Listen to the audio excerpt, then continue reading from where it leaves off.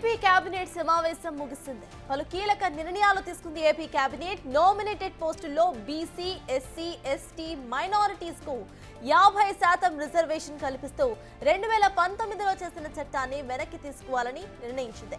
గతంలో నామినేటెడ్ పదవుల రిజర్వేషన్ల కోసం జీవో నెంబర్ 77 తీసుకొచ్చింది జగన్ ప్రభుత్వం. ఆ జీవోను రద్దు చేయాలని కేబినెట్ లో నిర్ణయించారు. లోటుపాట్లు సవరించి కొత్త చట్టం తెచ్చే ప్రతిపాదనపై మంత్రివర్గం చర్చించింది. సిఆర్డీఏ చేపట్టే పనులకు టెండర్ల పరిమితి పెంపు కోసం నిబంధనల సవరణకు కేబినెట్ లో ప్రతిపాదించారు. స్టాంపులు, రిజిస్ట్రేషన్ల శాఖలో డైనమిక్ క్యూ మేనేజ్మెంట్ సిస్టమ్ ప్రవేశపెట్టే ప్రతిపాదనపై కూడా చర్చించారు.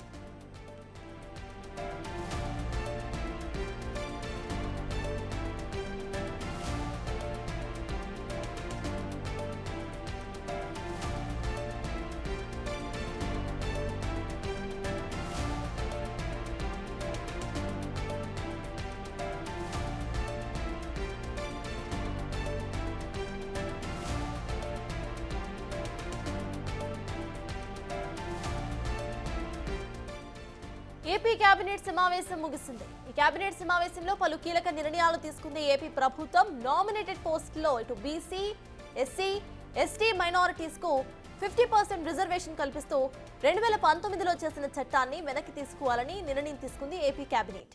గతంలో నామినేటెడ్ పదవుల రిజర్వేషన్ల కోసం జీవో నెంబర్ 77 తీసుకొచ్చింది జగన్ ప్రభుత్వం. అయితే ఇప్పుడు ఆ జీవోను రద్దు చేయాలని కేబినెట్ నిర్ణయం తీసుకుంది.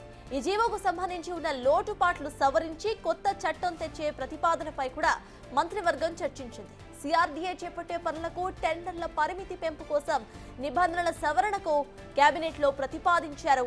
స్టాంప్స్, రిజిస్ట్రేషన్ల శాఖలో డైనమిక్ క్యూ మేనేజ్మెంట్ సిస్టమ్ ప్రవేశపెట్టే ప్రతిపాదనపై కూడా చర్చించారు.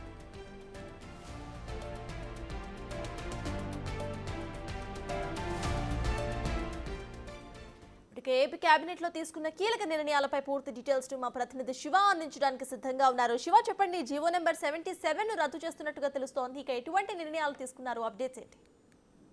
మొత్తం మీద చూసుకుంటే కనుక ఏపీ కేబినెట్ లో దాదాపు అనేక అంశాలకు సంబంధించి కూడా సుదీర్ఘంగా 2.5 గంటల పాటు సమావేశం కొనసాగింది. 21 అంశాలను కేబినెట్ ఆమోదించింది. నామినేటెడ్ పదవుల్లో బీసీలకు 34% రిజర్వేషన్లు ఇవ్వాలని చెప్పి కేబినెట్ ఏకగ్రీవంగా తీర్మానించి నామినేటెడ్ పదవులకు సంబంధించి బీసీ, ఎస్టీ, మైనార్టీలకు 50% రిజర్వేషన్ కల్పిస్తూ 2019లో చట్టం చేశారు. 2019లో చేసిన చట్టాన్ని వెనక్కి తీసుకోవాలని చెప్పి కేబినెట్ నిర్ణయం తీసుకుంది. గతంలో ఇచ్చిన జీవో నెంబర్ 77 రద్దు చేస్తూ కేబినెట్ నిర్ణయం తీసుకుంది. అలాగే వచ్చే 3 నెలల పాటు ప్రజల్లోకి అలాగే నాయకులు, కార్యకర్తలు వెళ్ళాలి. ప్రభుత్వ పథకాలపై విస్తృతంగా ప్రచారం చేయాలి. ఎమ్మెల్సీ ఎన్నికల్లో మంత్రులు బాధ్యతగా తీసుకోవాలి. వచ్చే విద్యా సంవత్సరం నుంచి తల్లికి వందనం ప్రారంభమవుతుంది.